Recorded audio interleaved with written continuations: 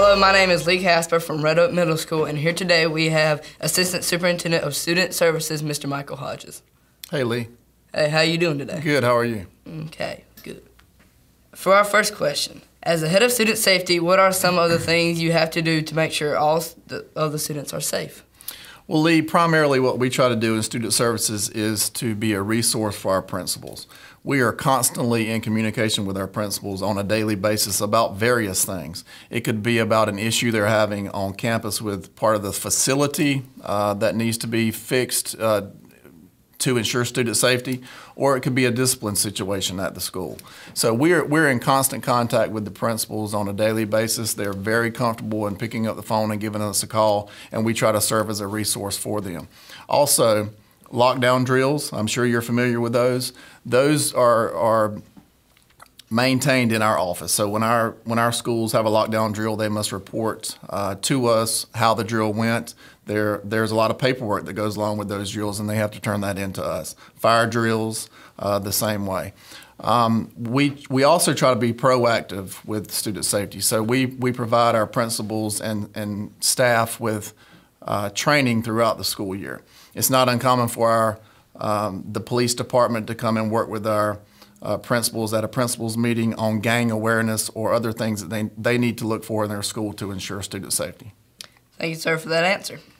What types of behaviors warrant parent-teacher discussions, and is it considered disciplinary action?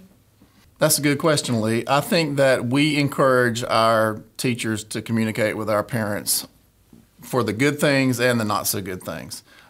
We want parents to be informed of what's going on in the classroom with their student. We do not want the first communication a parent has with a teacher to be when something has gotten to the point where they're being suspended.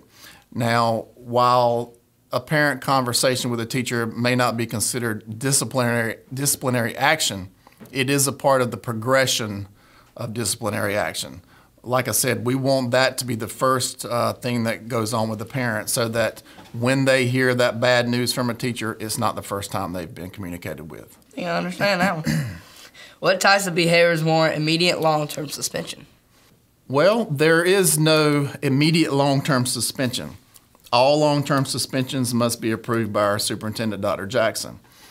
A principal can only suspend a student for 10 days, up to 10 days at a time. You can't suspend them for 11 days. So anything over 10 days is considered a long-term suspension, and those must be approved by the superintendent. I would say drugs, weapons, and violence. If you're going to be involved in any of those three offenses at a school, then you can probably expect at least a recommendation from your principal for a long-term suspension. Glad I don't fight and do any of that bad stuff. I am too.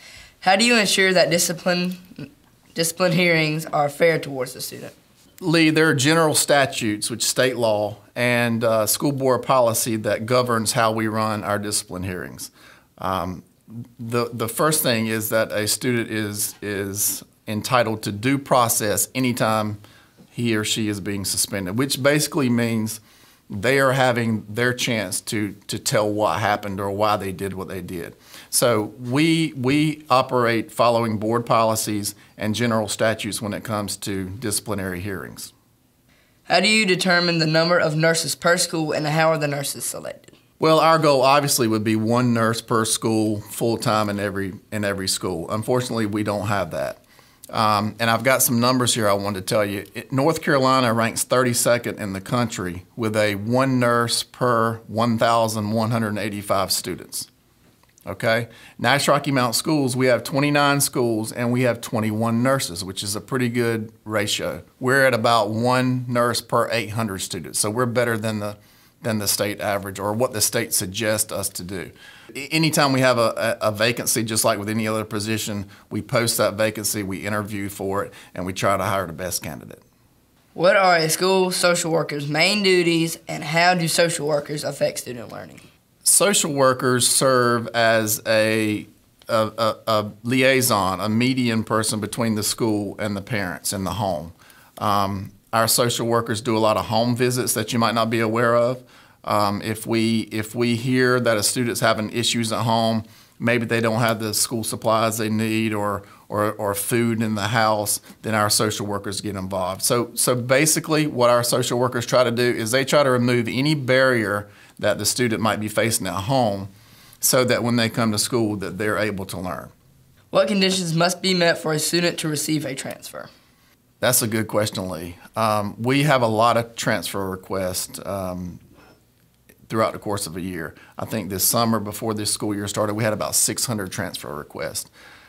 It must meet board policy. They must, when it's looked at by the committee, they must think that this is a move, this transfer needs to be in place in the best interest of this student. If a student just wants to go to another school because he wants to be where his friends are, he wants to play on this particular football team or basketball team, that's not going to get it. It's going to have to be something that is in the best interest of the academic success of the student. What percentage of students who apply for a transfer receive a transfer? I'm not sure that I could give you an answer on that one. Like I said, we had about 600 transfer requests this summer. Some are approved because they do meet the requirements, but there are probably just as many that are denied. Again, we look at it strictly by whether or not that transfer is going to be beneficial or is necessary for the academic success of that student. What actions are being taken to get parents more involved in the schools? Well, as you know, being at Red Oak, every school has their own parent involvement activities, whether it's PTO or parent nights where you're explaining something that's going to be coming up or the changes in the curriculum that we may have had passed down from the state. So schools do their own things, athletic booster club, band booster clubs. So there are a lot of things going on. You might see one of these at this school and they might not do that at another school, but they do something else.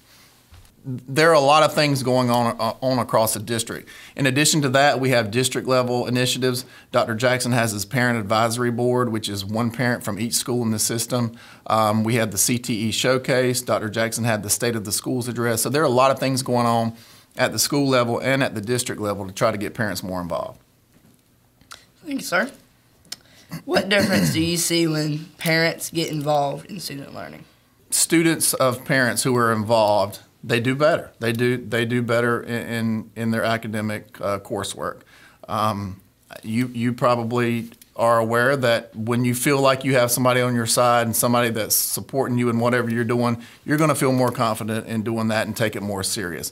And that translates to parents being involved in the schools too. And that research goes for elementary and secondary schools. So it's very important for parents to be involved because that can directly impact their student success. I agree. What is the most difficult part of your job and what is your favorite part of your job?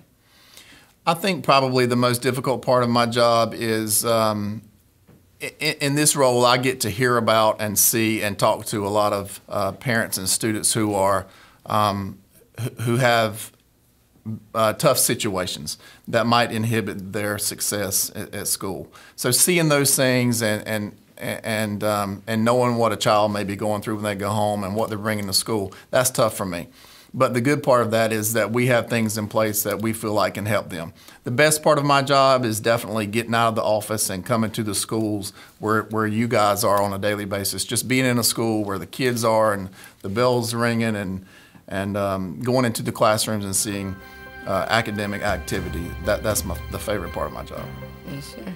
Well, thank you for those impressive answers. And my name is Lee Casper, and thank you for watching another episode of Ask the Supt.